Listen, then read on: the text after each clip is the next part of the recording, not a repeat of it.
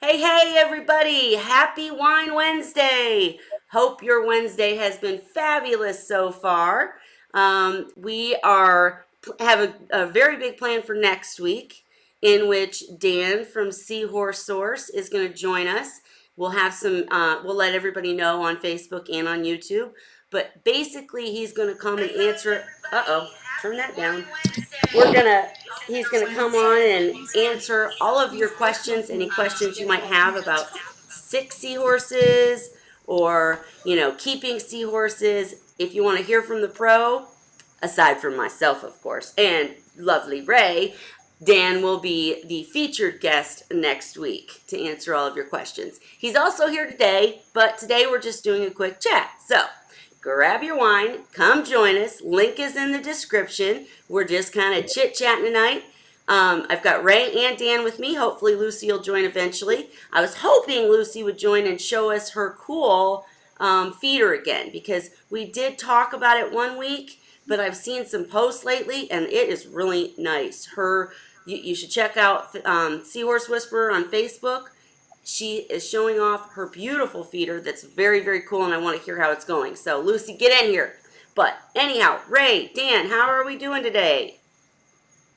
I'll How, be doing better when I get this stupid YouTube thing working. oh, if you guys have a question for Ray, you got to join and ask because he can't get the YouTube to work.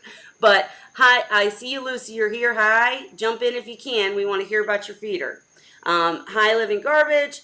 Hi, Leva. If I'm pronouncing that wrong, I apologize. But Leva has already, and hi, Cruz. Hi, Salty. Leva has already asked a question. She wants to know, is it hard to own a seahorse? Ray, what's your answer to that one? Hard to own a seahorse. Well, I think it's meant like, is it hard to keep a seahorse? Is that difficult? Um, I'd say it's not hard, but depending on how you want to proceed with it, it can be labor intensive in order to have the level of success that you need. You said it's not very hard, but I've lost the end of it. What was it? Well, um, it's not all that bad. Other it can be labor intensive depending on how you're set up to accomplish successful keeping. In other Agreed. words, keeping it depends on how you're going to keep that water up so that you're not going to have problems. So if you're going to have sand on the bottom and have a lot of stuff inside with say corals that need high lighting, you're going to end up with more work than if you've got artificial hitching and bare bottom tank. Sure. I would agree. And I would also personally mention that the extent to how hard it is to keep a seahorse depends a lot on whether or not you buy captive bred. Most of the seahorses are captive bred, but in addition to saying just buying captive bred, I'm going to throw in also buying from a reputable breeder. Because when you buy from someone who's been breeding seahorses for a long time, you're going to just get higher quality seahorses. That's my opinion. I'm sticking to it though. Uh, and so, buying from someone who is focused on breeding seahorses. Hey guys, make sure you mute the YouTube. But anyhow, buying from someone who's focused on breeding seahorses, and that is their goal. That's what they work on. They have all the right foods. They're not doing 15 different things. So the focus is truly on providing quality seahorses, and the reputation depends on it. That makes a big difference. So when you buy quality and you buy from someone who's going to help you if things don't go so well or something goes wrong, and who helps prepare you before you get the seahorses and helps you figure out whether to do artificial hitches, whether it's really smart to do, coral in the same tank and whatnot. You're just more likely to have an easier time. Now, last thing I'm going to run my mouth about here, guys, but basically, seahorses do require a lot more feeding. They are a little bit, it's harder in the sense that you have to focus on them and set the tank around their needs, like temperature, like feeding, that kind of stuff. But as far as hard, I would not say that keeping seahorses is difficult. In the old days when they were wild caught or when we didn't know as much as we know today, then it was difficult. Today, I just don't think it is. But Ray, do you have a disagreement? Felt like you had a disagreement. No, Oh, okay. Okay. And Dan, how would you answer that question? Are they hard to keep? No, they're not hard to keep. They just got to be set up for them properly and be prepared for what it takes to maintain them. There's many. I would say the majority of the what I call newbies, people that never had a tank before, have been that I've dealt with directly have been highly successful. Often more so than the hardcore reefers because they listen to the advice. Gotcha. And okay, I have a quick question for you, based on the original question. What would you say is the main thing that reef keepers, and this is all opinion, guys, but we're talking to somebody who's done this for a very long time. So, what would you say is the main thing that reef keepers want to do or think they can do that ends up making them less successful than people who have never kept a reef tank? I don't know if it's any one thing. It's a concept. The problem is that a lot of the hardcore reefers have been doing it for years.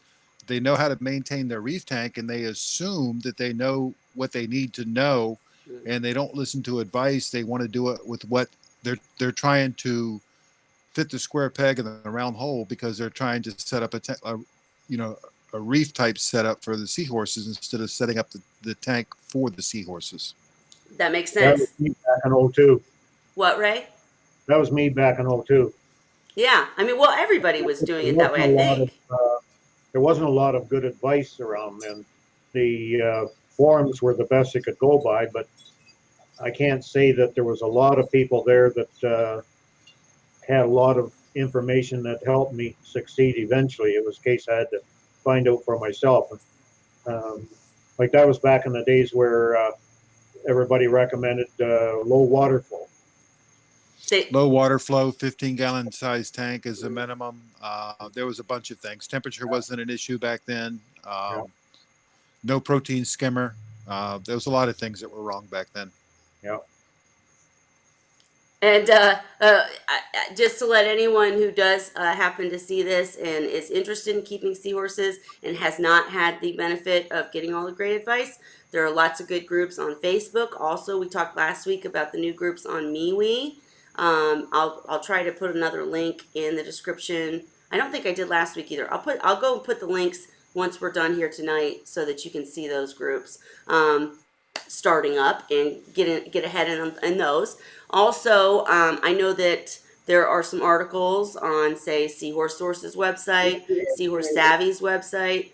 Seahorse Whisper Society will be back up this week, guys, finally. So there will be guides there that you can go access and plenty of places that you can ask questions. It's not the forums. There's lots of back and forth whether the forums were better, but it is what it is, and we're in the place that we are, so at least there's good information available. So I'll try to put the links to those resources in the description when we're done. But I'm reading the comments too as we go here, and Lucy had 4 two-headed seahorse fry this morning. What? Dan, I'm curious, why do you think she's getting so many of these conjoined twins? I don't think she's getting so many of them. I mean, she's very attentive and she's got a good eye and she examines very closely. I think it happens more frequently than most Mm, people realize. It's just that quite often whole batches go down the tube, into right. the filters, and not everybody looks at them as closely. Gotcha. Um, and they usually perish fairly quickly. So unless you're really examining them closely, it's very easy to miss them. Gotcha. Gotcha. I wanted to say, I would have to agree. And I want to say thank you, Cruz Arias, for the donation. Thank you so much. How have you been? Would love to have you jump in if you have time, or we need to get you as a guest on here pretty soon. Need to know more about what's going on with you. It's been too long. But thank you so much. And love you too. Hi to Scuba Mom. And if you guys have any thoughts, questions, I did provide the link. I can do it again. But Cruz, I'm seeing people want to frag you.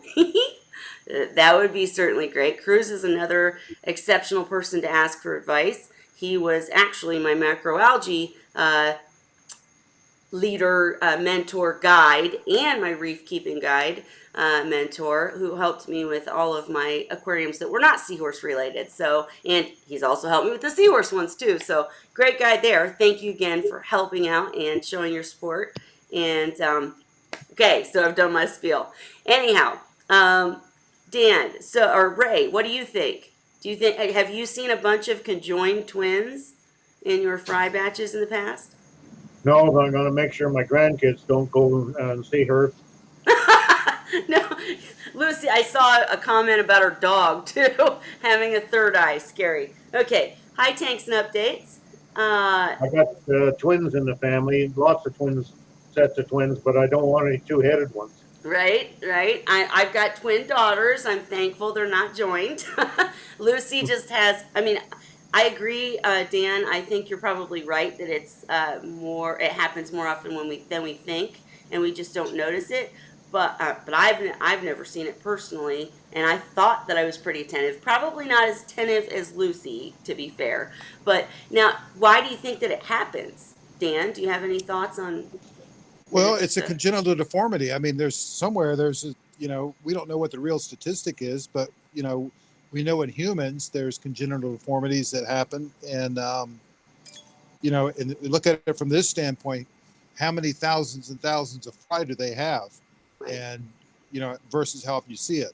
The time that I've been doing this, I know of two instances where we've seen it um, with two different species. I don't think it's from inbreeding. I don't think. I just think it's a naturally occurring thing. Yeah, no, I bet you're right. And when you do go back to the basics and realize how many fry they have, yeah, I'm sure that it's probably just something about when they're, all crammed in the pouch or something. Who knows? But go ahead. Yeah, I don't know. I don't know how it happens with two eggs unless it's. I would think that the deformity wouldn't be from two eggs joining together. I think it would just be a deformity within that egg. Yeah, I agree on that. So you think, so like for instance, we'll take a human example here. Like for instance, with my twins,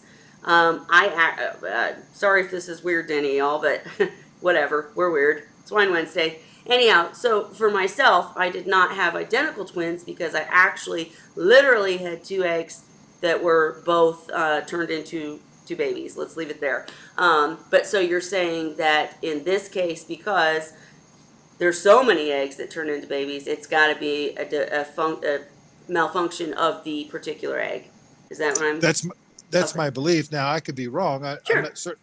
I'm not an expert on it, but um, I do think it's pretty rare. I just think in this particular case, Lucy's just got a much better eye than most people, Yeah. and she looks at them very carefully, where most people don't. And it's very very easy to miss them.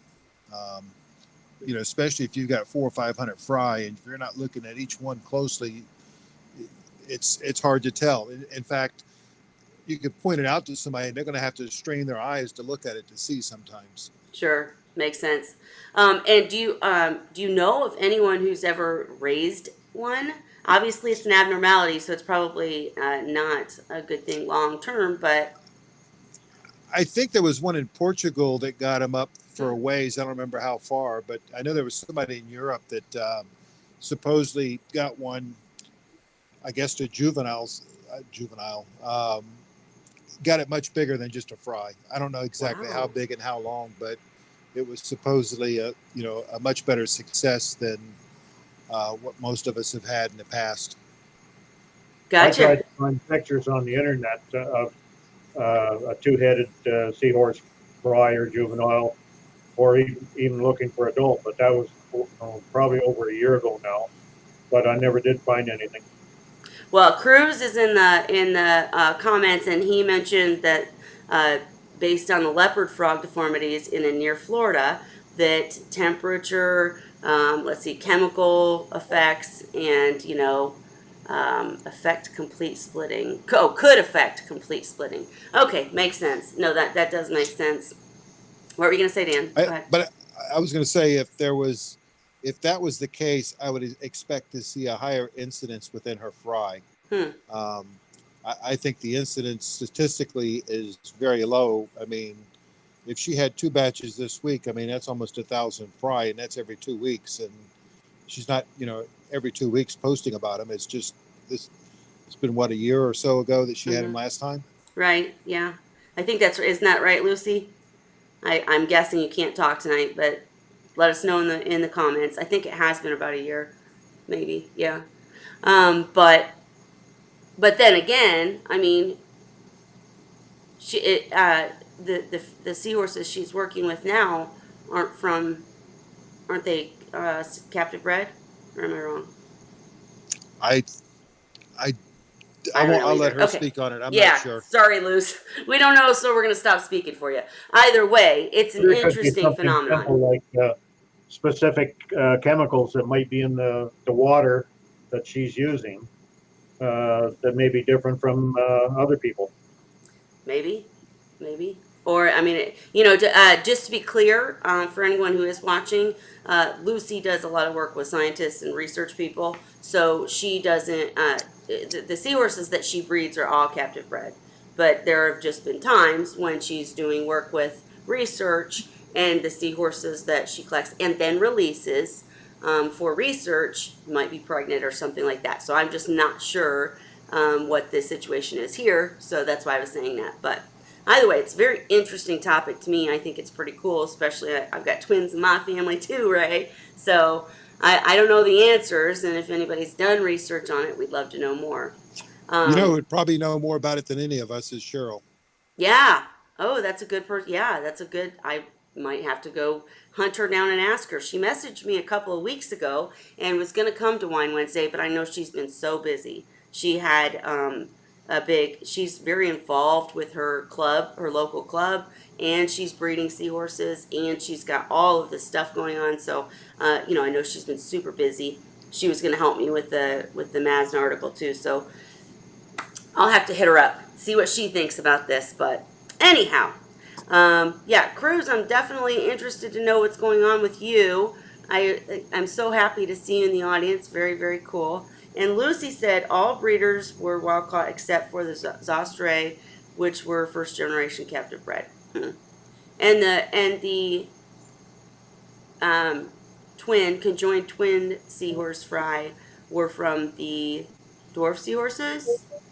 I saw the post, but I didn't get the details. Sorry. Anyhow, very interesting topic.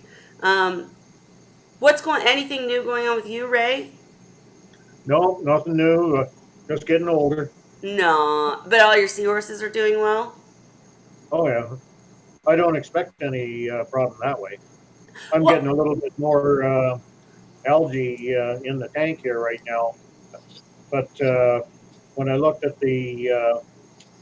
uh, the scrubber, it looks like the algae in there is all dying off. It's not green anymore. It's turned dark.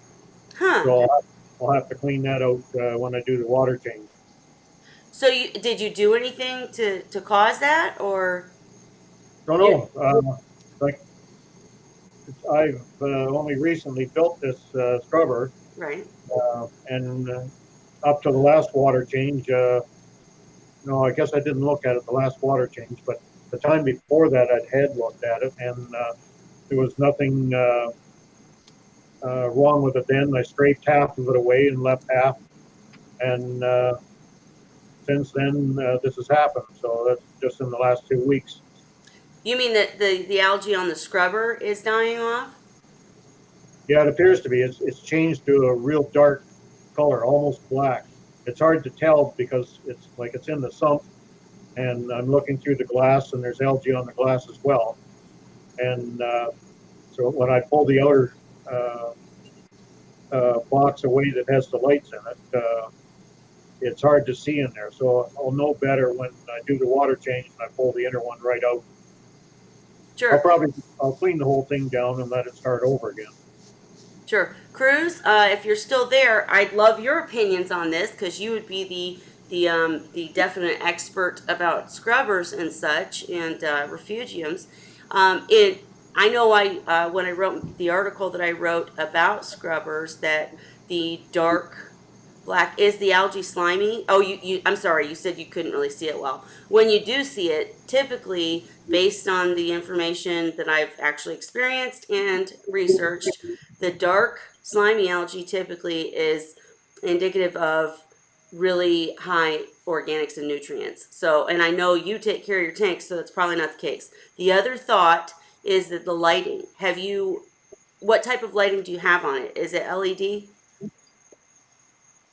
You talking to me? Yes. What type of lights do you have on the Yeah, scrubber? there's two LED lights in there. LED. Okay, then that Yeah. can't be it. Because another thing that often happens is that the lights will not be working at the strength that they should be, and so then the algae can't grow as well. The other thing is if you let the algae get too thick, then it can literally let the stuff underneath die, and then when you trim it or whatever.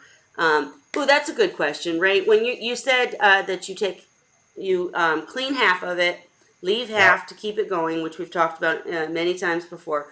But do you trim Half I this? thought was about 2.5 inches long. You what?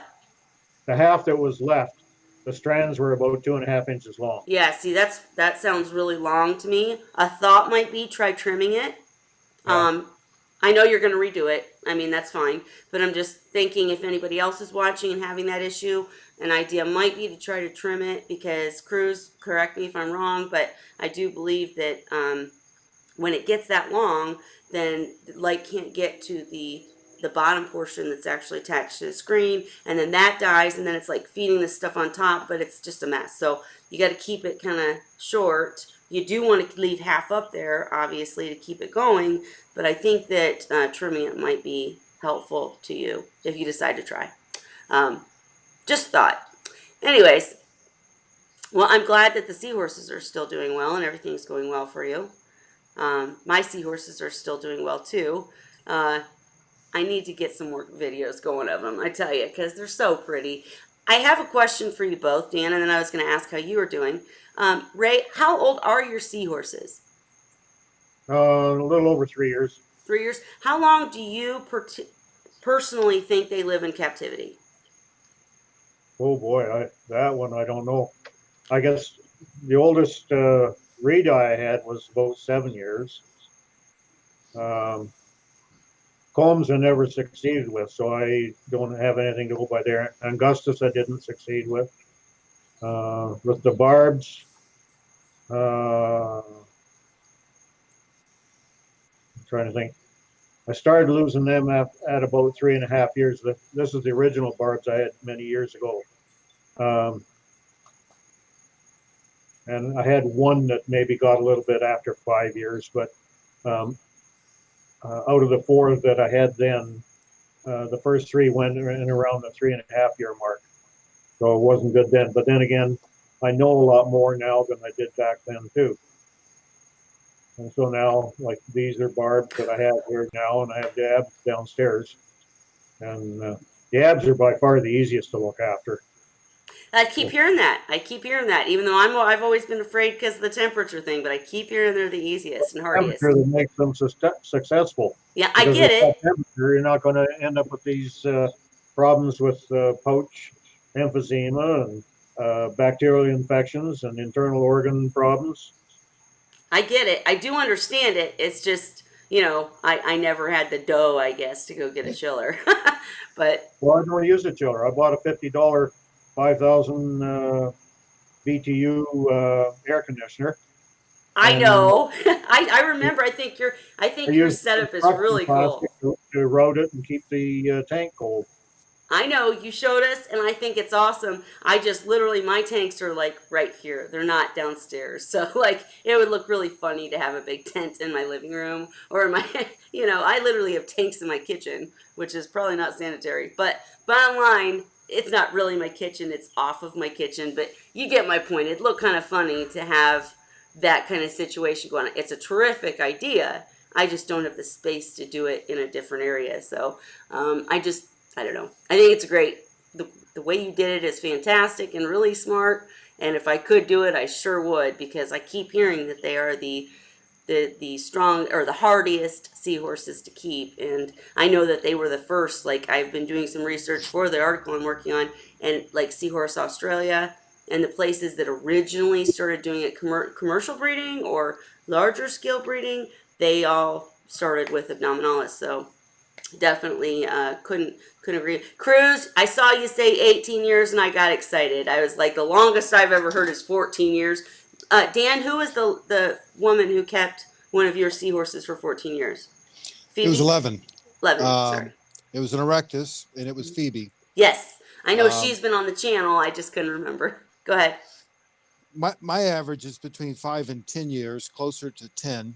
Um, I did have a couple of I had 2 pairs of reed-eye that I got that came into captivity as adults. The girl that had them first had them for 5 years. She gave them to me, or actually we did a trade, and I had them for another 5 years, and then I retired them, and they went into a 240-gallon tank in a restaurant, and they were there for at least a year before they lost them. Oh, gotcha. Well, I mean, that's But I believe that we can, with the right care, I think it's possible to get beyond 10 years with most species. Well, I not counting dwarfs, but with the larger seahorses. right, right. I agree. Lucy made a comment that her oldest is the her first seahorse, the one that gave birth to the conjoined twins this morning. So that makes me curious if maybe age doesn't have to do with possible malfunctions with eggs and such. Maybe really young and really old might. Well, Just thought. I prefer, most of my broodstock is over 5 years old, and Really? yeah, I prefer older broodstock because they're much bigger and they have bigger batches. Gotcha. And that makes sense. But I'm curious, do you have any approximation or thoughts as to when they stop breeding? Um, no, from what I could tell, they're capable of breeding all the way up till they're to the end. Really? Because I will admit, I will say, and of course I do understand that it has to do with, whether you put them in how you care for the tank temperature, situation, etc. Whether the fry just, whether you're keeping the fry or not, blah, blah, blah. When you have brood stock, you're treating them better and differently usually as a breeder than say other just regular person would with their tanks. But in my tanks, I don't have them set up as brood stock and all of that. But my oldest seahorses, they did stop breeding. They surprised me with a batch. I don't know, a couple of months ago. But other than that, they just don't. And I know that breeding is seasonal. And I've talked to sorry, I know you want to say. I've talked to a few other breeders who have said that they weren't. Their brood stock just did so well for so long that they didn't even think about it, and then all of a sudden they either were starting to pass on or they were stopping breeding and they had to get new brood stock. So I just wondered if there was any age limit or thoughts on that, but I guess not. No, I find that a lot of times I have broodstock that will stop breeding, and if you change them up, Mm, change the pairing or put them in different tanks. I've heard of different theories of how to keep them breeding, and it's frustrating on my end as a breeder when I have a pair that I want to be broodstock and right. I'm not getting any production. I turn around and sell them, and 2 weeks later the customer calls me up and says, "What do I do with the fry?" Oh, that Um, sucks. so I don't just because they stop breeding in that particular setting, I don't consider them not capable of breeding. It's in some species, erectus, for example, aren't you know th- you'll get a couple of pairs that breed real consistency, and then you'll get others that are very inconsistent or more seasonal. Um, you know, it, it's as a breeder, it's always an issue of trying to keep the broodstock in production because they don't live by our schedule. Right. I'm sorry. I was responding. Hi, Lori. I do see you. We can see your comments from Facebook on the screen. Anybody on YouTube, if you're watching the actual screen, you'll see the Facebook comments. I think you are honestly, unfortunately, by yourself on Facebook right now. But we love having you, and I can't wait to touch base with you and find out how that big, massive tank is doing. But I was not on time tonight, so it's understandable. People were expecting it at 8, and we didn't get going till 9. So apologies, everybody. But yeah, we're still glad to have you, Lori. You're the life of the party. That you're all we need. And I do want to know how your tank is doing. But anyhow, I'm sorry, Dan. I didn't mean to cut you off or get distracted. I was just trying to respond to Facebook comments too.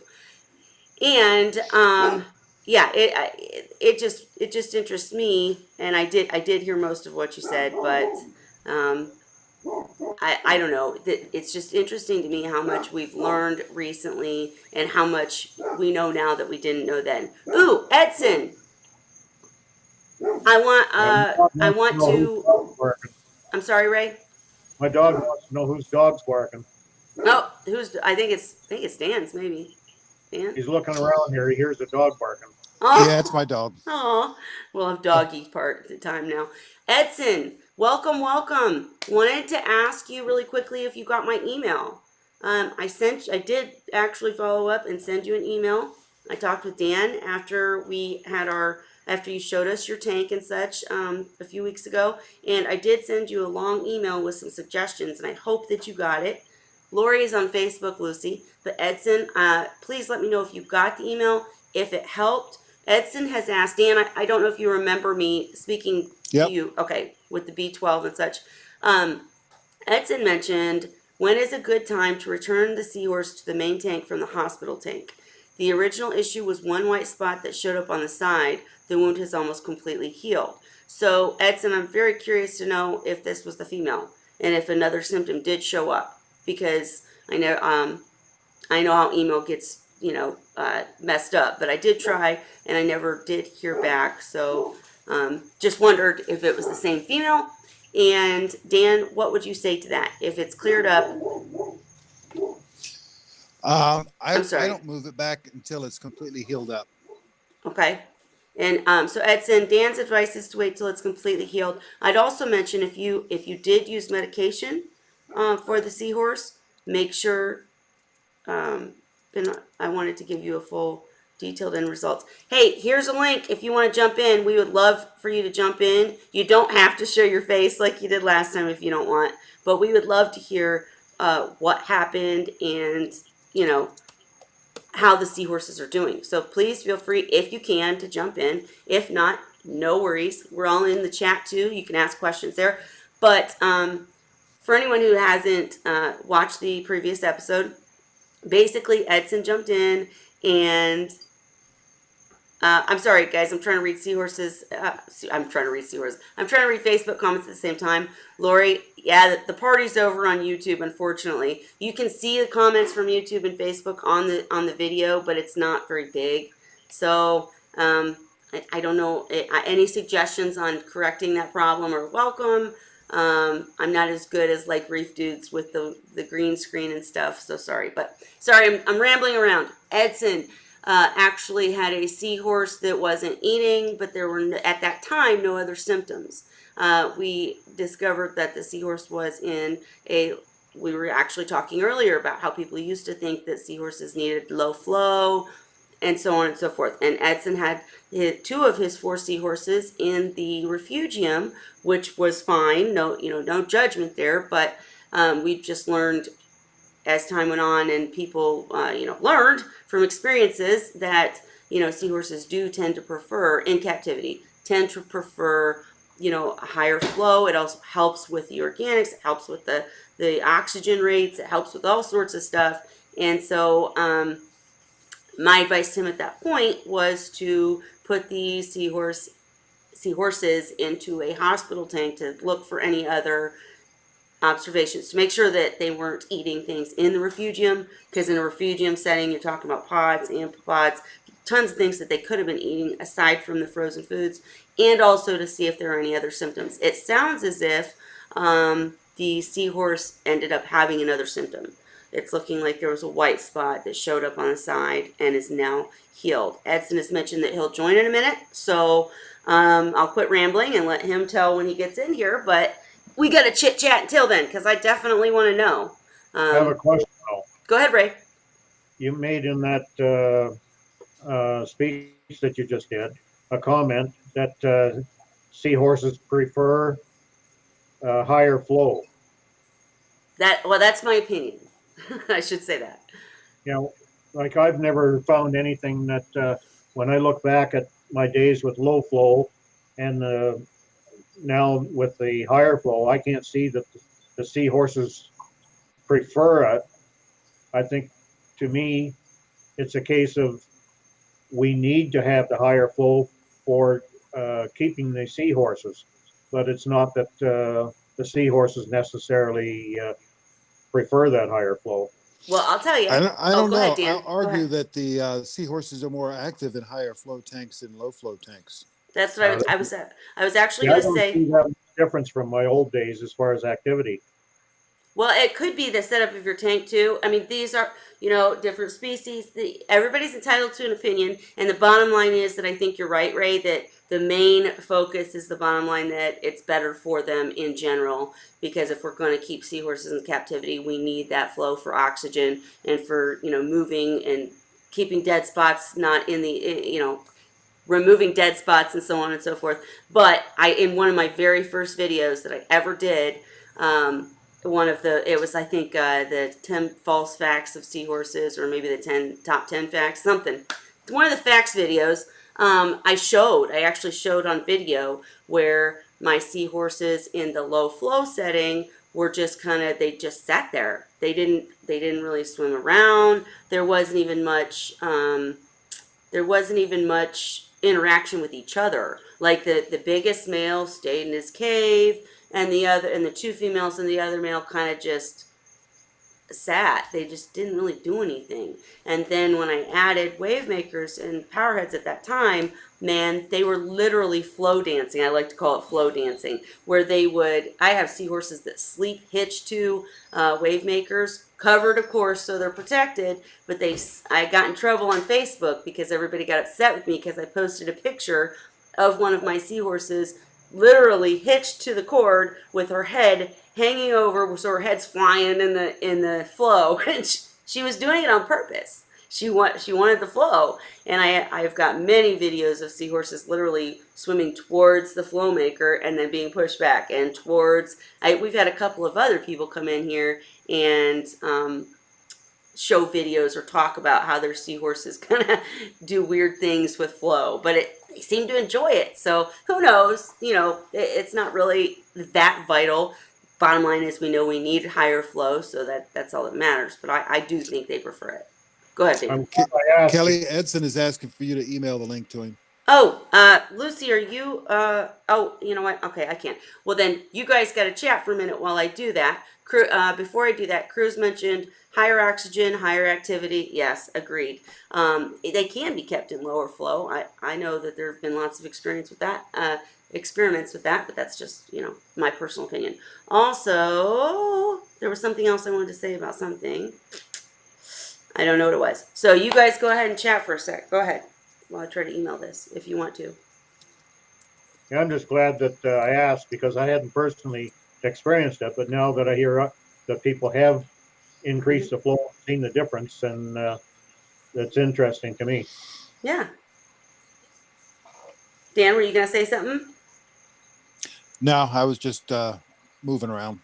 Hey, while I'm trying, I don't want to leave dead air here while I try to email this. What were you, can you tell us a little bit more about how it's going with MeWe? What are your thoughts so far? What have you learned about it? And tell people, please provide the link if you can, but tell us what's MeWe. I don't think a lot of people know. Okay.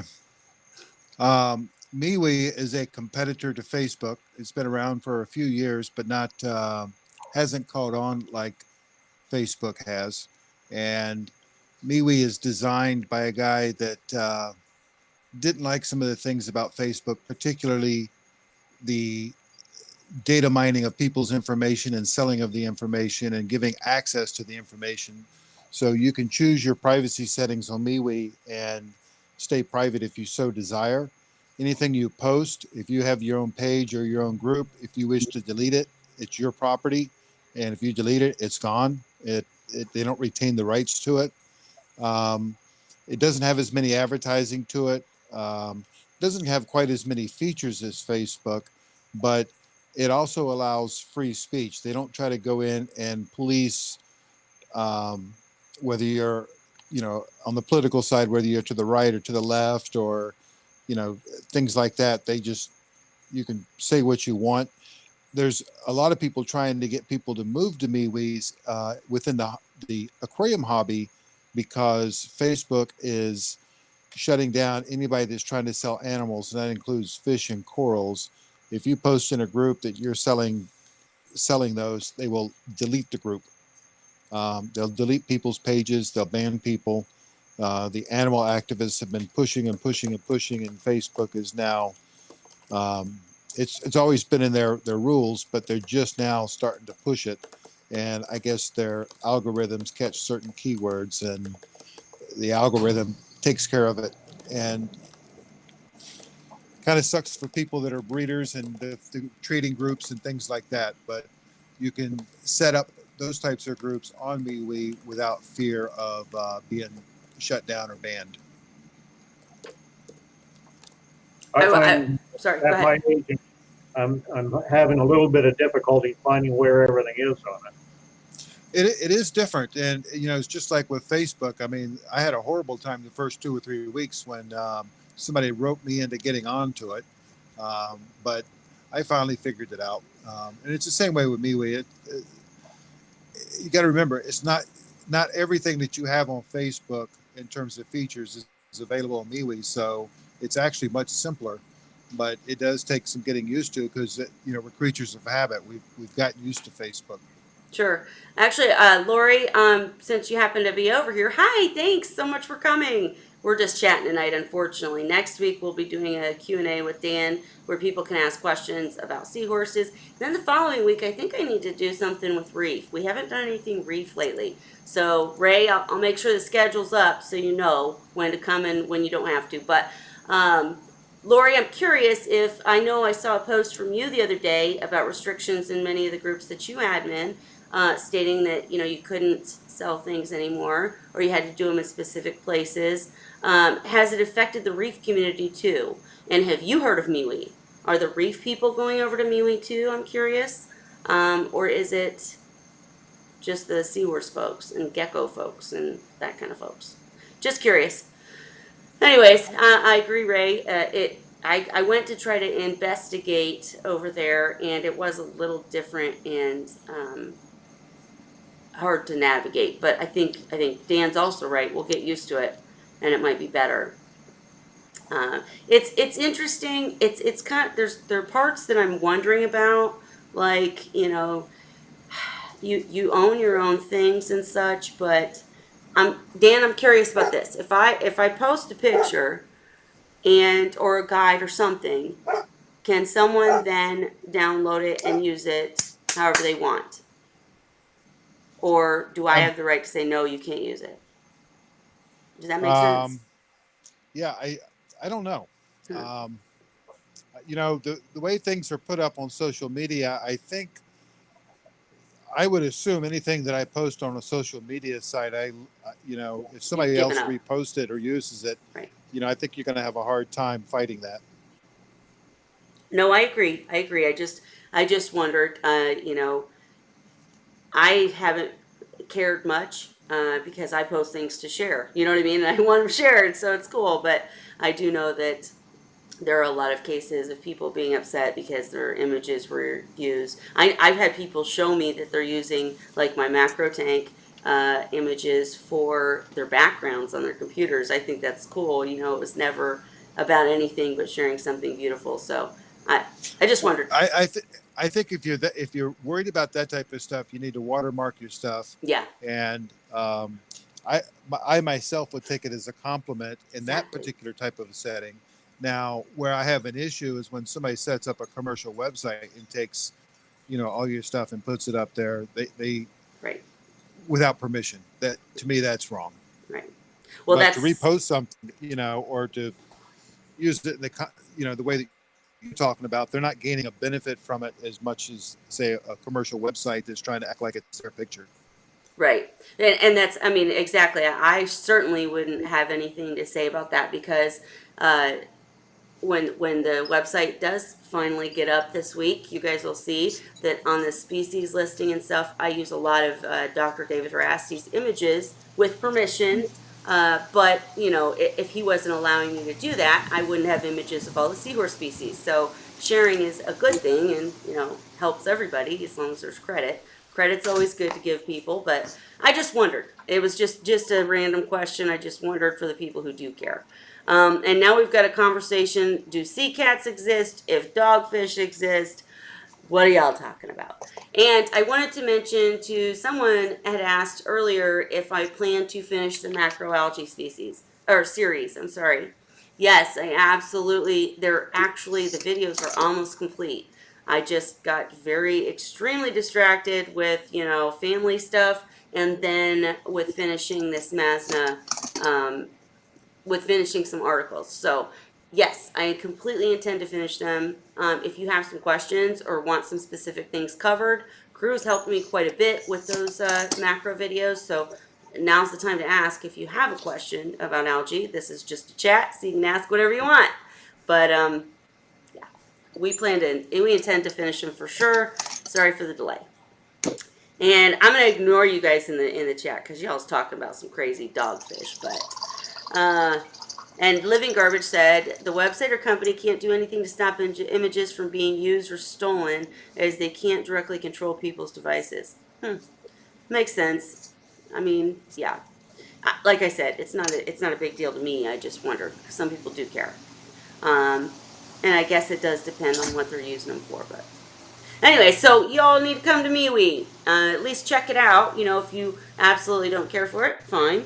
But if you're looking to buy seahorses, that's where you're probably going to have to go, at least in comparison to Facebook, because they're not allowing sales anymore.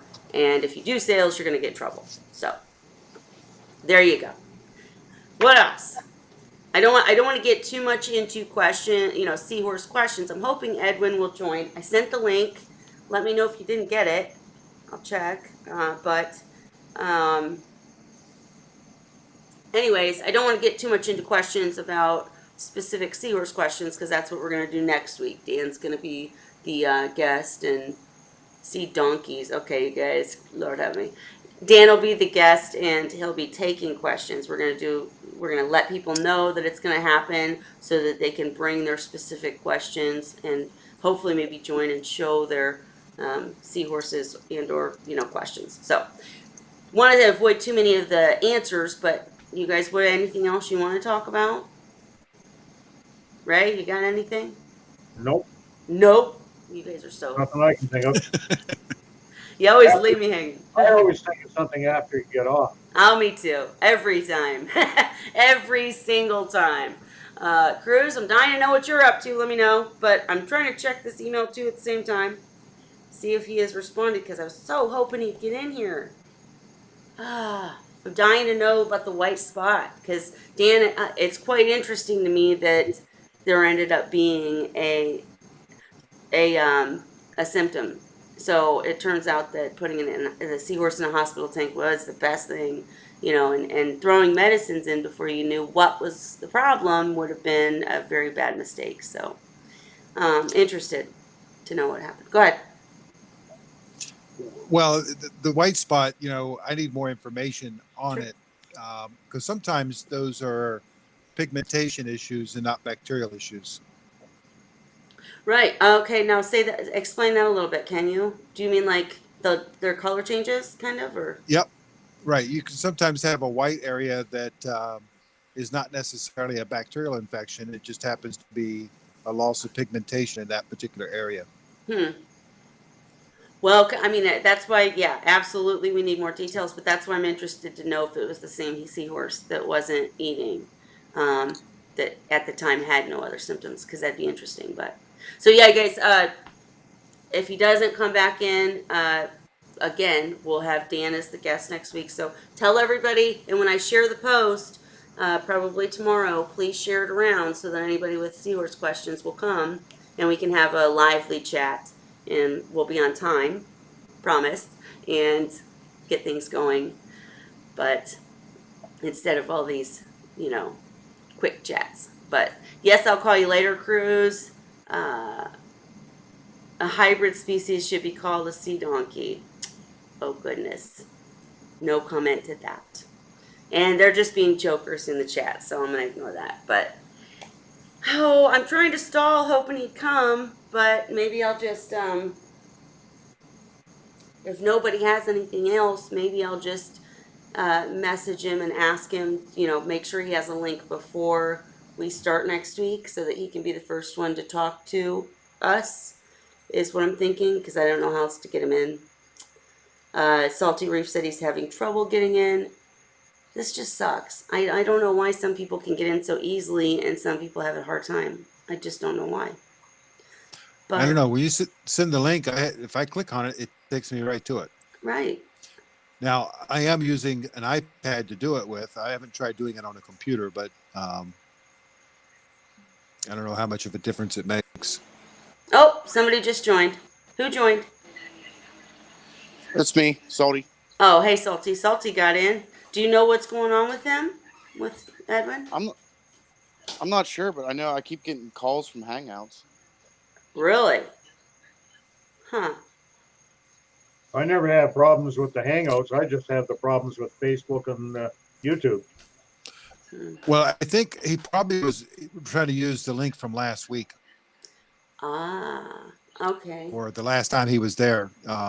And sometimes I've gone in there and accidentally hit the damn thing, and I was like, I try to hang up real quick, but Well, yeah, I hear you. Yeah, and honestly, Salty, what's interesting is I've gotten a lot of I don't want to say prank calls, but like information, sold information kind of thing, where people from you did get the link but have not been able to. That's okay, Edwin. I'll tell you what, if there's any way, feel free to respond to me, and I'll make sure to email you the link before we start next week. That way you can get right in if you'd like. And to answer your question, unfortunately, we would need a little bit more information, but at this point, I would probably leave the seahorse in the hospital tank. Make sure to finish any medications you started, even if the seahorse looks cleared. And you always want to finish the medicines, and then come next week. Or go to Seahorse Source Group, of course, and we'll help you right away. But did also try last week. I'm trying for my cell phone. I'm not sure. I'm so bummed. But Salty, anyways, I was just saying I get a lot of calls where they're trying to sell me something or whatever, and they got it. They come through Hangouts, so kind of interesting. Is that what you meant by you get calls? No, it said I had a missed call from Edson. Oh, Kind of. So I think okay. yeah, it he's was trying to probably make from a him call. trying the last link. Also try last link. I'm trying from my cell phone, not giving up yet. Okay. Dan, he came in the last time. Okay. Email the link to myself. I don't know what that means really. Here. Let me try one more thing, guys, before we give it up. Yeah, I think he's trying to use the link from last week, and it's making a call instead of actually like joining the stream. Okay, so Edson, I'm gonna email you the link. Go to your email. Don't go to Hangouts. Go to your email and just click. You should be able to just click the link I send you in the email that I'm sending right now. I'm going to send it directly from the Hangout, so hopefully that'll work. But Dan, I'm sure you're reading what he's writing Yep. about the story, so feel free to talk on that one. And I'm pulling up his email right now. And I'm curious to know if you use the B12. I'm dying to know if you got my message and used it. But go ahead, Dan. Well, I was kind of waiting for him to see if he gets in. If he gets in, it's a lot easier. I know. Okay.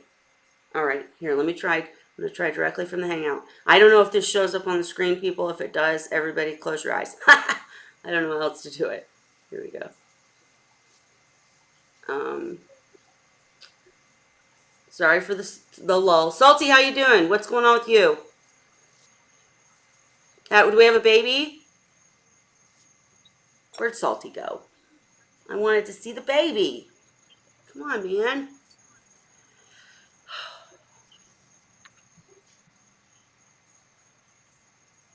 Sorry, guys, I'm trying.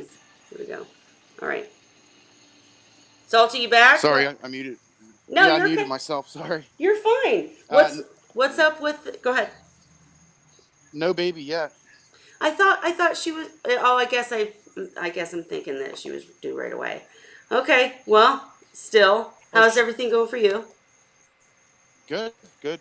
She's due now. It's just kind of a waiting game. Gotcha. How far? I First mean, one go ahead. was the first one. No, number 4. Oh boy. Yeah, He's nuts, isn't he? yeah.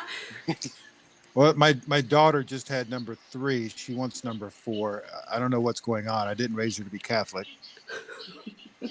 Hey now, no Catholic jokes. I stopped after 5. You what, Ray? I Uh, stopped after 5. You stopped it for 5? Oh my gosh, you guys are all crazy. Uh, what were you saying, Salty? it took that many tries for a girl, so that's Hey, you had to have a girl. I get it. I do understand. That's exactly, I think I told you the last time. Oh, okay, Edson, I see you. So, Hi, I'll shut up. But just real for those quick, Salty, I wanted girls so badly, and then I got twins and thought I was going to die. Okay, Edson. oh boy. All right, tell hi, us the good evening. story. Hi. Hello everybody. First of all, good evening. Um, okay, so I apologize. I should have emailed you back. I was waiting to see how the end result to give you a full detail, Sure. and that's the reason I just got hung up on that. So the one female that was not eating, there was no apparent issue. A few days later, she just I was able to entice her to do live brine, and Okay. after that, I dropped the regular mycets, and she just went back to eating like a little piggy. Wow. No real issues. Yes, I was. I really don't know if she had like their version of like a cold Hmm. after the temperature drop that I mentioned. Right. But she just started eating. She was still in the sump. Um, I did follow your advice and I moved them back to the main display. Okay. Right now the lights are off, so I don't know how much you're gonna be able to see them. Okay. But I mean, Let are me they? just. Yeah, we want to see. But are they doing well? How do you feel? Are they doing? You feel like they're doing well?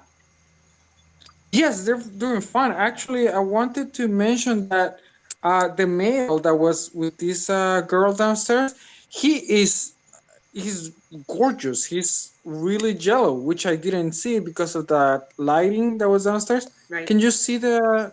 Can you s- Yes. can He's you see me? beautiful. He's beautiful. I see Oh, him all. you're okay. I don't see what I'm showing, so it's hard for me. No, you're fine. We see the yellow seahorse right in the middle, and he's beautiful. Yeah, he just Beautiful. I turned the lights on, so he went for a little swim. So Yeah. he hadn't displayed those colors since I got him. So that was a really nice surprise when I brought him back up here. And Awesome. this is the tank again. Oh, actually, all right, I see myself now. Okay, I got it. All right, this is gonna help me. All right, I'm such a dummy. I feel like in it really. I'm not really that this bad with technology, but I also never do live chats. So It's no problem. Every week I have to help Ray get in here. Sorry, Ray, Well, I don't but even don't have worry. it. Okay, so tell us about the seahorse, and I mean, go ahead and keep showing us. I'm sorry, but tell us what happened. One of the seahorses got a white spot. You said you moved him back yes. up, and what happened then? So the female that was in the main display tank, with the other male, um, she just showed up a little. At first, it was as if the algae just fell off from her side, which I was not alarmed. And then I could see her skin, which also didn't really alarm me. And then within 24 hours, a white, spongy, lack of better description, circular spot just showed up. Huh. And again, within like 24 hours to maybe 48 top, it just bursted. and it looked really nasty. And as you remember, I was ready to hospitalize that one female that wasn't eating. Right? So I had, like as I had mentioned to you, I had the water and I had the tank and I had hang on filter ready. That tank was running, Mm-hmm. so I just transferred her there, Good. and I started medication right away because that was pretty obvious that there was no way that was gonna go away by itself. It wasn't like the previous case that we didn't see any signs. Sure. So I started medicating it. I believe that I used.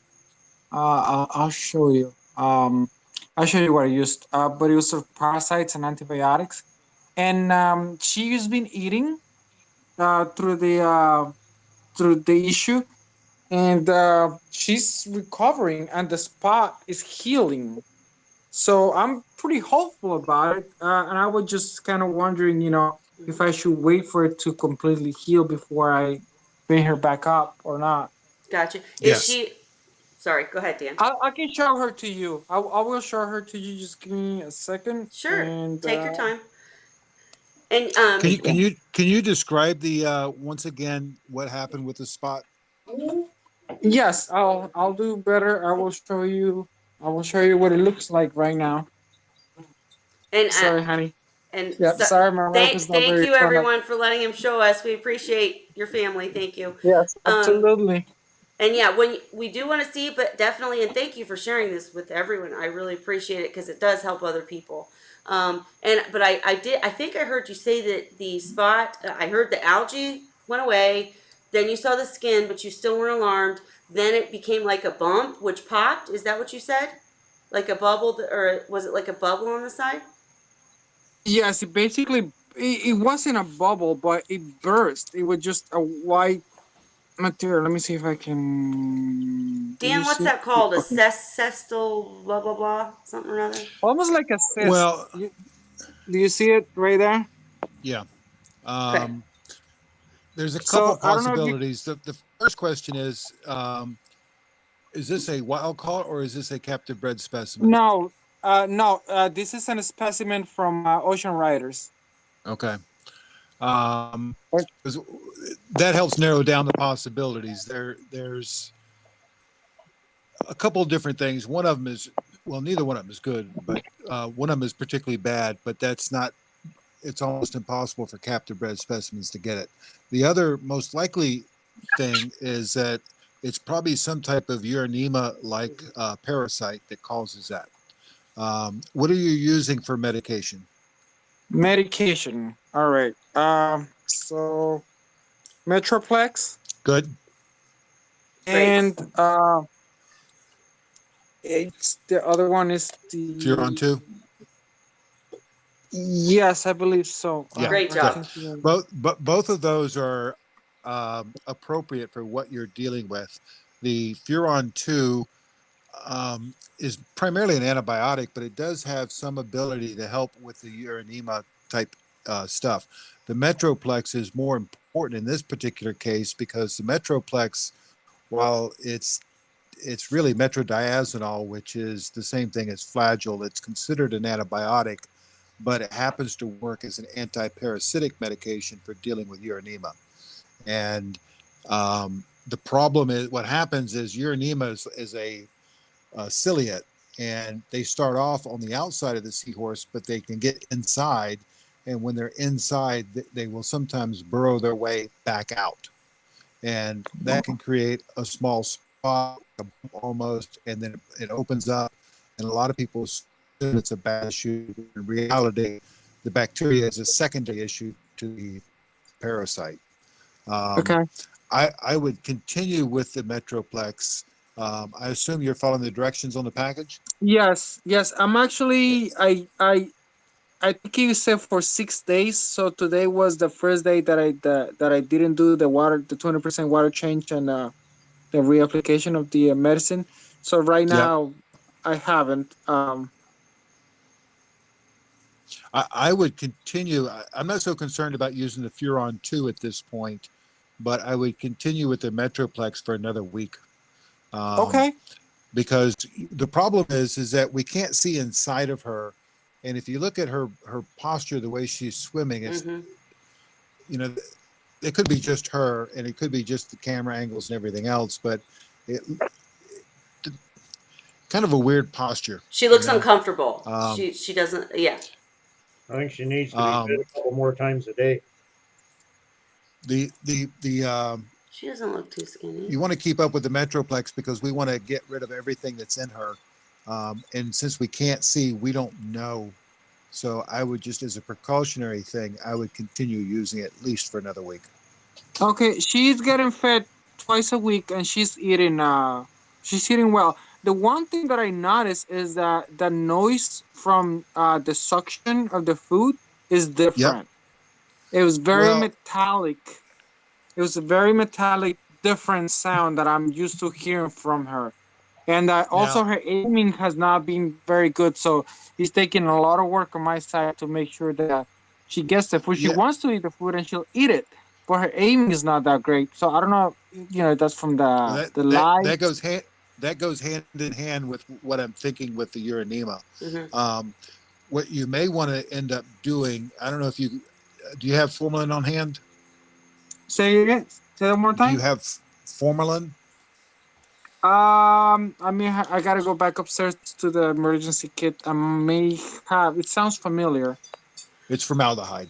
Um, Okay. you want formalin 37%, and I would give her a formalin dip, which is a 45-minute process, but that will help clean out the oral cavity and the gills. But looking at her, if this is indeed your enema causing this, um, I wouldn't be putting her back in the tank anytime soon. Okay. Even after you get done treating her, I wouldn't put her back until she's acting perfectly normal.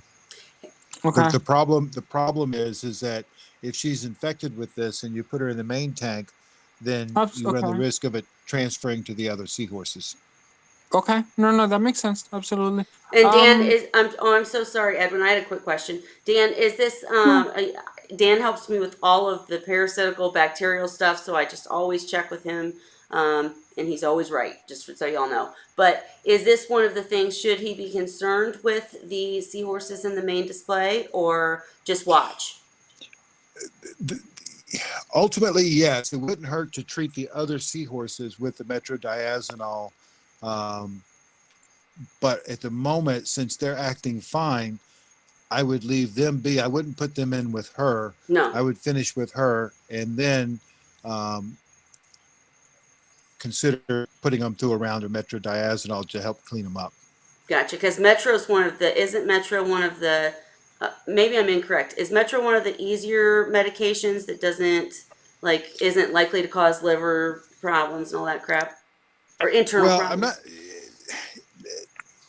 Sorry. Well, the biggest problem with Metro, if you like some in humans, some people don't tolerate it very well. It can make you pretty sick. Okay. And I suspect the same thing can happen with the animals. But most of the time, the seahorses seem to handle it just fine. And I'm not overly concerned about using it.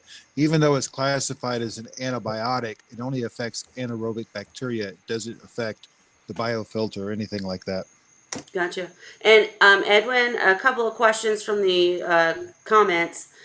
Did you mean twice a day you're feeding the seahorse? Or Yeah, twice a she's week? eating twice a day. Okay. When you said it, it sounded like twice a week, and everybody was like, "Oh no!" And I figured you meant She twice a wouldn't be day. alive. I know. Well, they might, but yeah, I hear you. Okay. Yeah. Anyhow, so No, for I will be quiet now and let you finish asking questions of Dan, if you have any more questions, or did he pretty much cover it for you? no. Just if you don't mind, real quickly, I'd like to take notes with. Do you want me to continue both the medications? I'm sorry, that was just a lot of information. The Sure. Metroplex and the API, Yeah, or I would continue with the Metroplex. okay, Okay. all right, And I would, if you don't have it, I would get a hold of some formalin, 37%. okay, If you can't find formalin 37%, you can find formaldehyde 37%. okay, And it will usually have 15% of, I think, methanol in it as a stabilizer. okay, You get that on eBay or you can get it on Amazon. Guys, And I'm sorry to interrupt. I'm gonna grab mine just so I can show you on the video, because I have yeah, some right Sure. here that I can show you. But go ahead and keep talking. I'll be right back. formalin is formaldehyde. When you buy a bottle of formaldehyde, really not formaldehyde, it's formalin. Formaldehyde is a gas. Formalin is formaldehyde dissolved into water. The treatment is to put 1 ml per 1 gallon, Mm-hmm. aerate it heavily, and put the seahorse in for 45 minutes. Okay.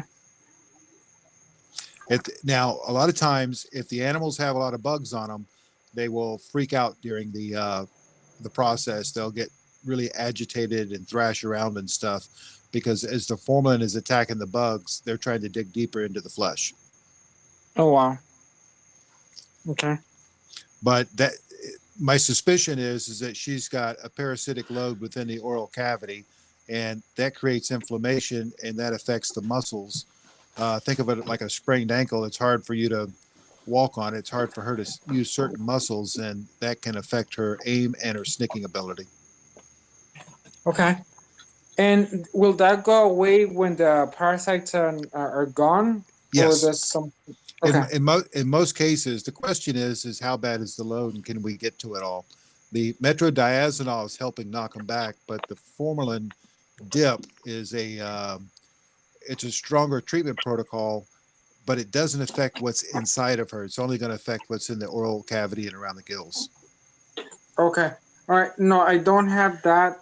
What I have is, you said formalin, right? I got Bifuran, which I have not used in a long time. So But if you just to let you, I'm back. If you happen to go, I've only got the bottle. I don't have Biferon. Mm-hmm. That's just like Ferron too, kind of, Right. not exactly. It's two of them together, I think. But the formalin bottle that I have, let me see if I can do this. It just literally says the instructions, very easy, very, in fact, it's dirty, but just a usual bottle. But in the packaging, it's called Fish Vets Formalin MS.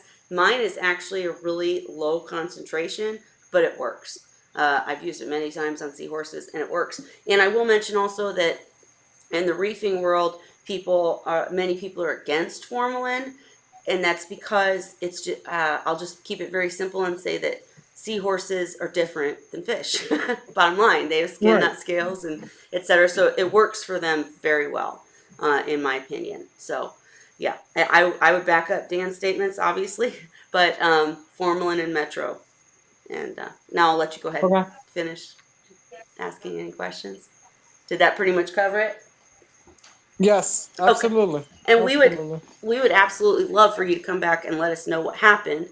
And for anyone watching, this is of course what you can do on Wine Wednesday. We do end up rambling and talking weather and politics sometimes, but you can always come and bring your seahorse, reef, or macroalgae questions, and one of us here will help you no matter what. We'll go to any lengths we can to help you. That's what we're here for. So, and we Can you really do appreciate beer you. on Wine Wednesday? What? Can you do beer on Wine You can Wednesday? do beer. What beer are you drinking? I'm pretty sure I have Corona somewhere. Corona, yes, Corona counts. Hey, we've got some non-drinkers. You know, Dan sometimes pulls out the whiskey. Just kidding, Dan.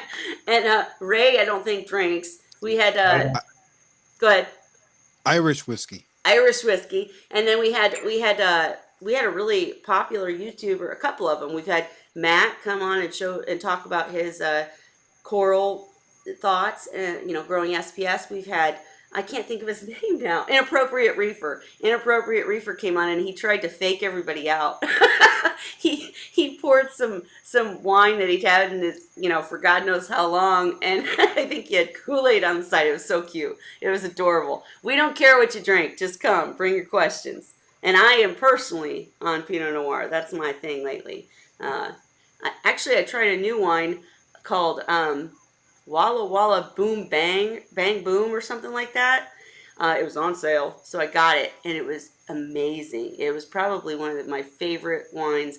Went so perfect with cheese, but I know I'm distracting. Sorry, guys. But yeah, you can It drink beer. sounds like the marketing person had too much wine when they named it.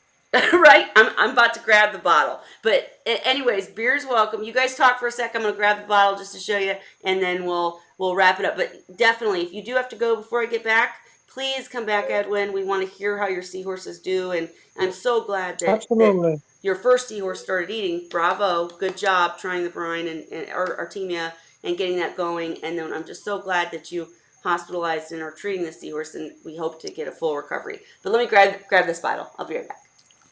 Is it Edwin or Edson? Oh, if I can get out. Oh, Edson. shoot. Ed, EDSON. You can call me Ed. Keep I'm make it simple. oh, okay. So let me ask you a hard question. Sure. And I know it's you have limited information, but how bad is she? What are her Um, chances? Meaning that I don't have the other medication on hand.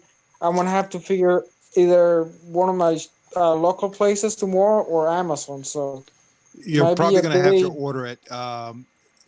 The government has changed the classification of formalin from may cause cancer to does cause cancer, because formalin is used in all kinds of different building products, is used in furnishings, it's used in certain medications, and they're trying to get everybody away from it.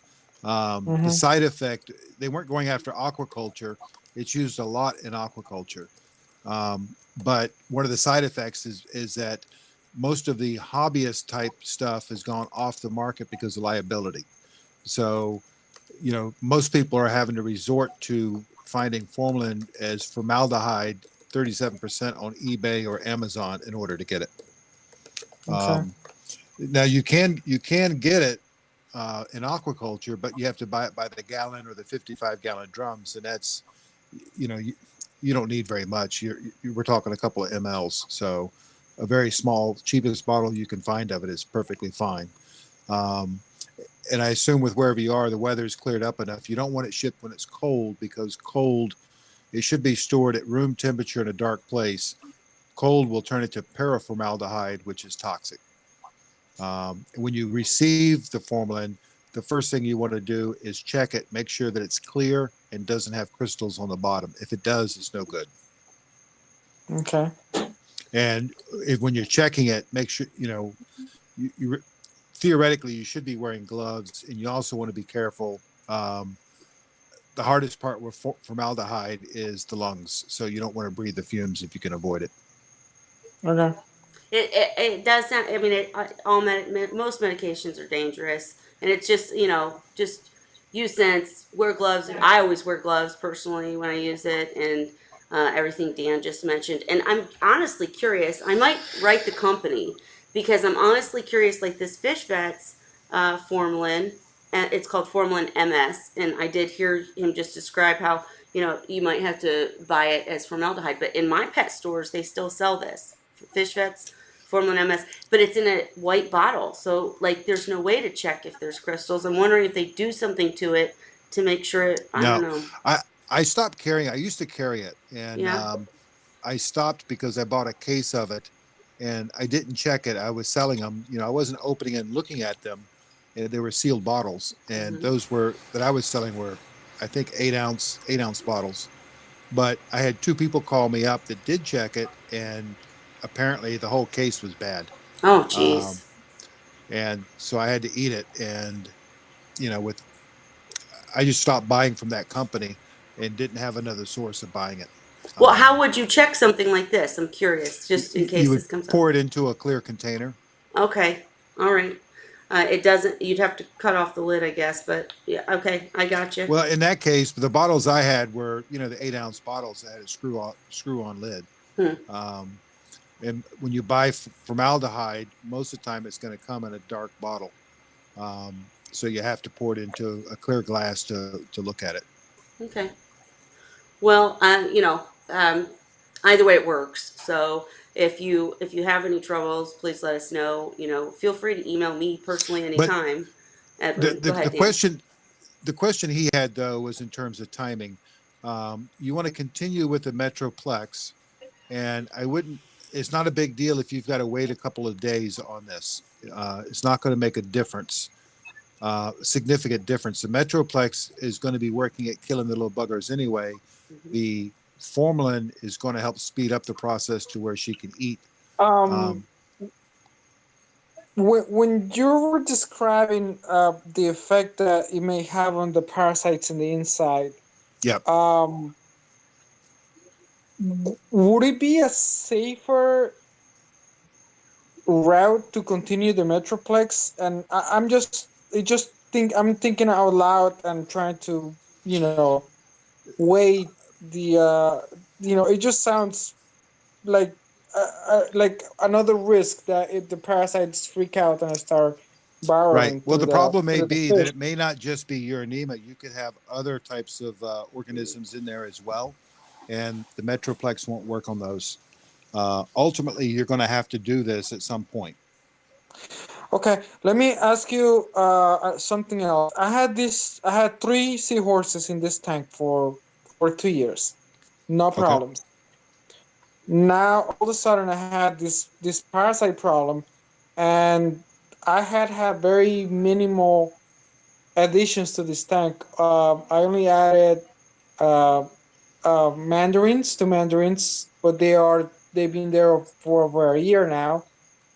And what else? Red ruby dragonet, and I'm suspecting the seahorse that wasn't eating. You remember? I Mhm. only had her for about 2 years. Now again, she doesn't show any symptoms, but She I may don't have see brought it. that many. I don't see that many. Yes, he had to get in somehow. Well, the Well, other thing is, urinema. Dan, Yeah, urine. I'm sorry, I wanted to mention also, just for anybody who didn't see the previous broadcast, that Edwin also had a temperature issue where we discussed it was better because his temperature actually dropped versus getting really hot. It went really cold. But the bottom line is, it is a stressor. And so, Dan, I'll let you roll with it because I'm guessing you were going to say something along something. Go ahead. Can it just be there already? What? Well, urinema is one of those ever-present things like bacteria. Um, I always like to use the analogy: if you poured yourself a glass of water and set it on the kitchen counter and left it for a week, would you drink it? My answer Got would it. be no. Okay. Go ahead. And what happens Got it. is urinema, anywhere where there's organics in the water, urinema is going to be present. Normally the counts are very low, and probably if you were to go test 1,000 tanks, 999 of them, you would probably find traces of urinema in them. But in low counts with a good immune system, it's usually not a problem. If the organics build up, then it's the urinema will multiply, and signathids happen to be very susceptible to them.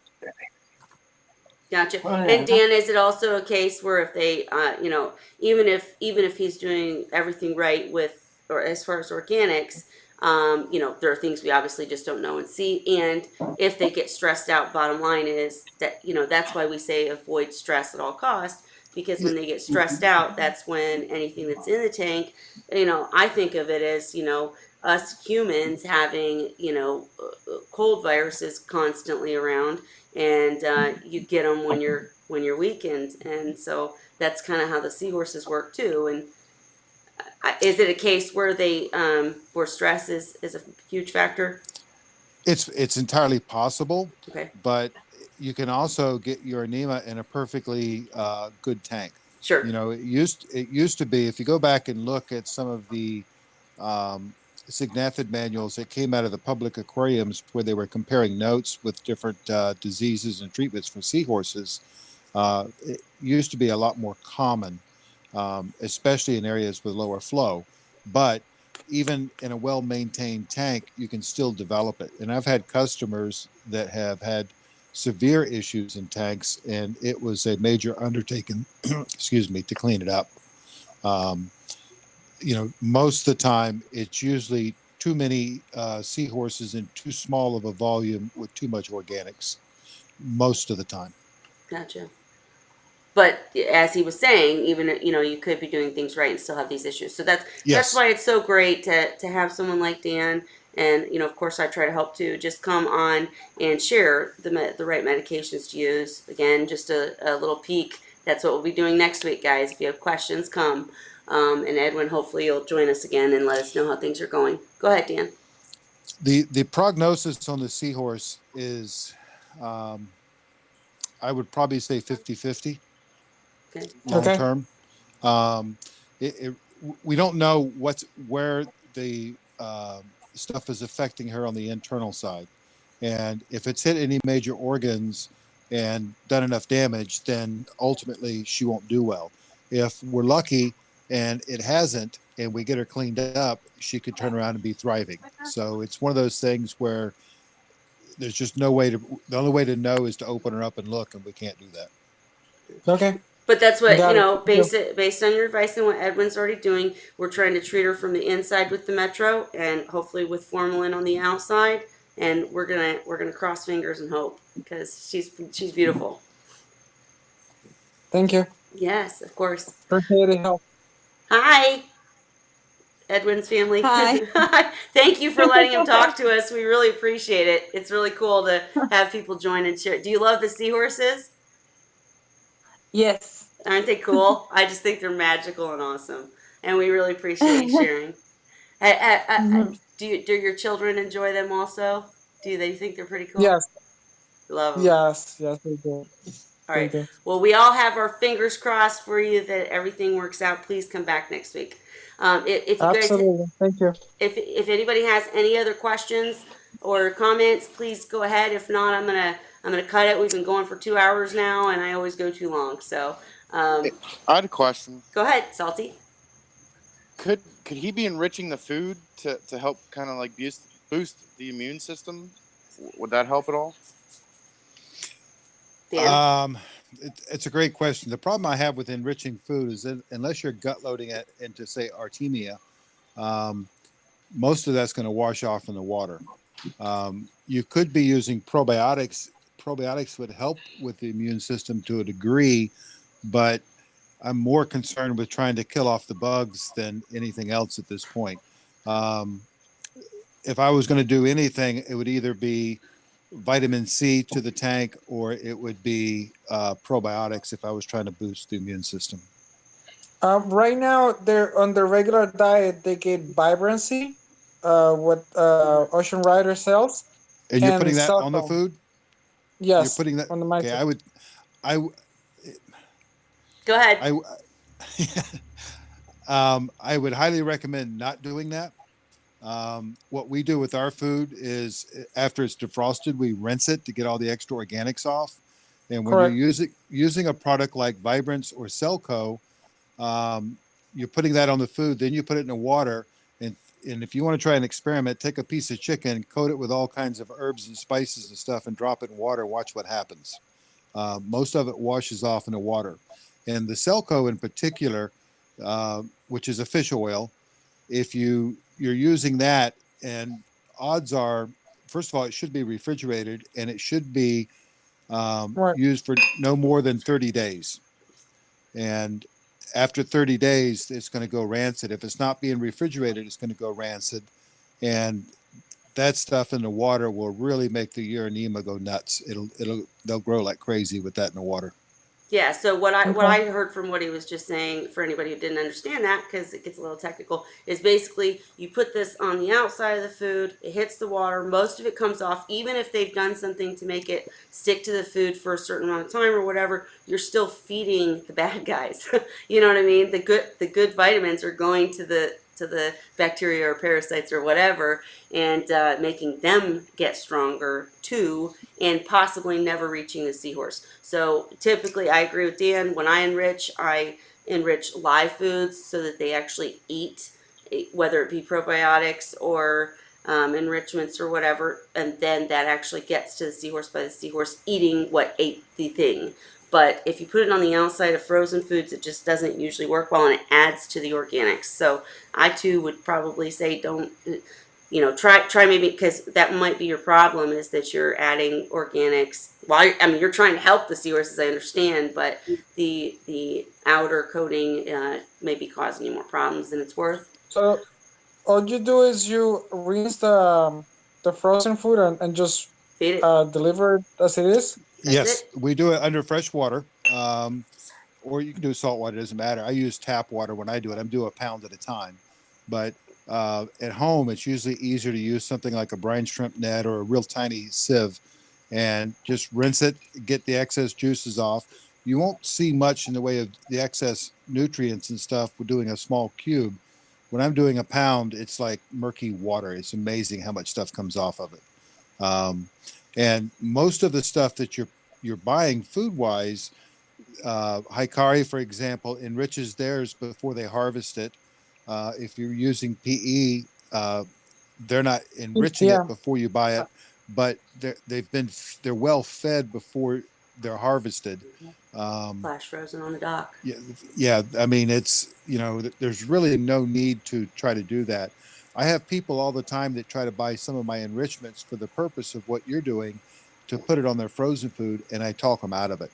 The only way I'll use enrichments is to bioencapsulate it with taking some adult Artemia or adult brine shrimp and letting them soak in the enrichment for 2 to 4 hours and then feed that to the seahorses. Anytime Yes, we I want to also give, do that. Yeah. yeah, that makes sense using the vibrance and the Celco in that fashion. Um, but I would not put it on the frozen food. Okay. It is what Ocean Rider recommends, and I that's know, the route that I went. but So just so that you understand no, why I I do that. understand, and I know some supposedly very smart people that still do it. Um, but I'll also tell you that enrichments are highly profitable for companies to sell, including myself. Um, it used properly, that they're great, but they can create problems if they're not used properly. And it might be a case where you just try both ways and see what works for you. I personally agree with Dan, and I don't, but you know there are going to be opinions everywhere. you know, If No, no, I no, no. I absolutely appreciate. yeah. I do. if I Uh, were going to try to do that, um, and try to put something external in frozen food, the only way I would do that is with a product like Focus, which is designed to make stuff stick to it. Um, I forgot about and that. Right. the problem with that though is that if it's not used properly, then the seahorse may just get turned off from eating the frozen food entirely. Mm, gotcha. And Lucy made a comment that the enrichments that we're talking about that go on the outside of the foods are typically made originally at least for pellets, which will absorb them. Whereas a frozen mysid is not going to absorb on the outside. It's already Anyways, we've made all the points, but yeah, you have to do what you think is best, of course, but definitely I would say that Dan's right on target with that maybe leading to more problems. So okay. yeah. Got it. Thank you. Yes, and was there something else? I feel like I interrupted. Like there was another question. Was there one? Did you guys I swear I thought somebody asked something else. Oh, I just said that when I used the Focus, I still had stuff washing off when I put the food in the tank. Hmm. Now, in this case, it was in a hospital tank, so I wasn't all that concerned. But something I have given thoughts to in the last year or so is experimenting to see if I could take frozen mysis and put it in enrichment so that it would soak it in, and then, excuse me, then do a rinse to get off anything that's on the outside, and hope that, oh man, this is a problem. Sorry. And hope that there's enough being soaked in that will do some good. But I haven't actually tried it. The problem with that, Ray, is that you're going to get it will stain the food, but you really don't get enough in there for it to really be worth the effort. Okay. Yeah, Lucy, something I thought about. I haven't actually tried. just to answer Lucy's question, Focus. I think they do recommend using it for medication reasons also, but it basically just makes things stick. Is the really easy way to say it. So if you're talking about enrichments on the outside of a food, it would make it stick to it a little bit better than usual. But as Ray's pointed out, not very well. Not, I mean, you know, in Food his glue. experience, Food glue. It's food glue. food glue. There you go. Good way to put it. And I was trying to think. Salty was asked, and maybe it was Salty's question, and I thought there was something else to say about. Well, yeah, there's another part. Okay, I thought there was. With a like with a sick seahorse, do you recommend more live foods, like enriched live foods, than frozen? Well, live food always trumps frozen food if you have access to it. The problem is for most people is access and cost. And if Um, it's clean, sorry, but I'm sorry, Dan. Go ahead. Go well, ahead. yeah, but most of the time, even still, if it's Still still better. live, most of the time it's going to be good. Live mysids would be ideal. The problem is that for the average hobbyist, you go spend $100 on mysis, and if you could put that in the tank, if the seahorse is eating properly, they're gone in a day. Right. It's just very expensive to do live foods. I personally really like. Oh my gosh, Dan, what is the gentleman's name that's in Florida? Uh, Uh, which one? You talking about Sachs, Frank, or did you say Sachs? Jason? Yeah, there's Sac Sachs. system. Yeah, Yes. Sachs and St. Augustine is where most hobbyists get mysids, and amphipods are also really, really good. In fact, a lot of the studies that I've read, that the number one thing they find in the gut of wild seahorses is amphipods. Yep. Yep. Um, And they're the not that expensive. They'll let you buy. I'm sorry, Dan. Go ahead. Yeah, they will, but again, a bloody seahorse, go, you get 30 amphipods and drop them in the tank, and you'll be lucky if you find any the next day. Right. Well, Um, I don't keep them. I know Lucy does a lot of trying to breed the mysids, and I think that's awesome. But when you start talking about keeping live foods on hand, then you're talking about you have to feed them too, and then you have to be yep. really good with all that. Then you're getting into why not breed because you're doing all the the greens and the browns anyways. So my personal method is to literally just look at it as like my human daughters get pizza once a week. So once a week or twice a week, I buy them the seahorses, mysids, and I buy a small quantity, let them eat it. Usually I'll try to enrich it and we're good. And mysids are the best, I think, but as you mentioned, amphipods are what's found mostly in the wild seahorse's guts, and also even artemia. When it's enriched, it becomes a good, nice, healthy treat. And artemia is easier to culture, so there's lots of options. And I've been to What stores where they don't keep them very clean, and that can be a problem. Or collecting them wild, if there's been like red tide, Lucy talked about at one point. It goes back to being smart. But I definitely agree. Wild's going to trump always, not wild. Live. Edson, where do you live? New Jersey. Yeah. Do any of the stores carry adult brine shrimp around you? They do. That's very accessible. Okay.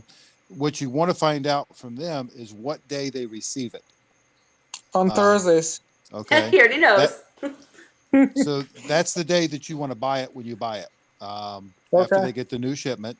And one of the things you can do is you can take, first of all, make sure your Celco is new and you keep it refrigerated.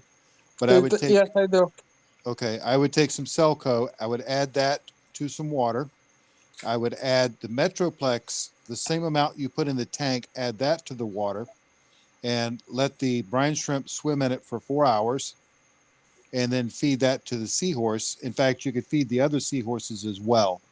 Um, and that will help get more of the Metroplex inside the seahorse, and it will also get some of the enrichment in there. Everybody Okay. says brine shrimp is like popcorn, it has no nutritional value, and that's a false statement. Right. The I keep hearing that. I right, keep hearing that. So brine brine shrimp are very high in protein for their weight, but they're deficient in the fatty acid profile, and that's why you use the Celco. The Celco is high in fatty acids, so the idea is to put the fatty acids inside the um, the brine, and then the seahorse eats it and gets both the selco and the protein from the brine. Would The you say that is comparable as to amphipods and live mysids? No, I wouldn't say it's comparable, but it's suitable. I've actually, my first 9 months of keeping seahorses, the diet consisted entirely of brine shrimp that I enriched. And I use brine shrimp on a daily basis here, not as a primary food, but as a secondary food that we enrich and feed to our brood stock and the juveniles.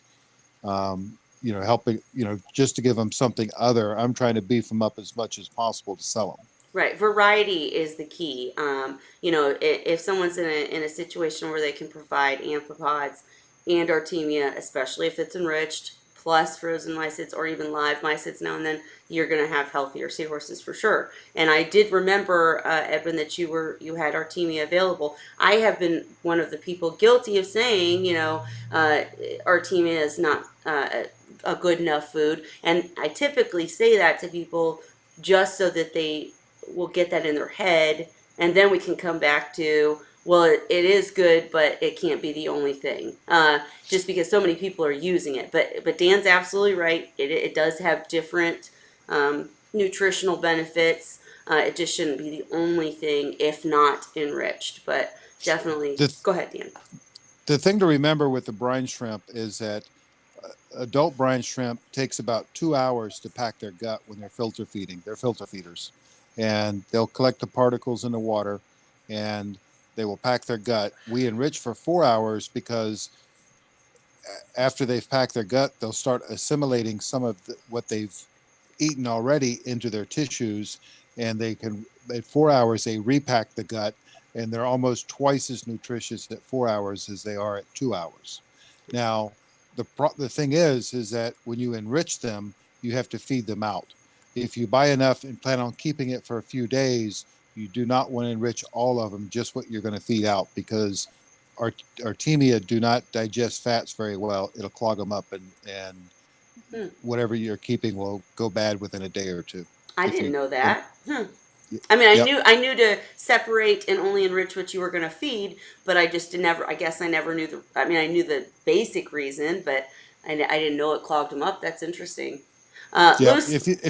If you were going to keep them long term, you'd want to feed them an algae paste or spirulina or something like that. Mhm. But if you like the algae mac that I use, if I feed Artemia algae mac within 24 hours, if I don't feed them out, they're going to crash. Dan, I know you're not going to come out and say it, but I'll say it. Seahorsesource.com. You can buy these. At least the probiotics I know, and I believe the other enrichments from Seahorse Source, who will give you what he advises as best. I personally use Mike F on all my seahorse tanks, especially fry tanks, or if I have a new seahorse coming or something like that. I know that it's helped. I've seen it work. I've seen it help. And also, Lucy asked, Dan, do you think that harvesting live food from the wild is at all risky or too risky in any way? Well, there's a certain amount of risk to it. The problem with harvesting wild food, you probably increase the chances of picking up some things like nematodes.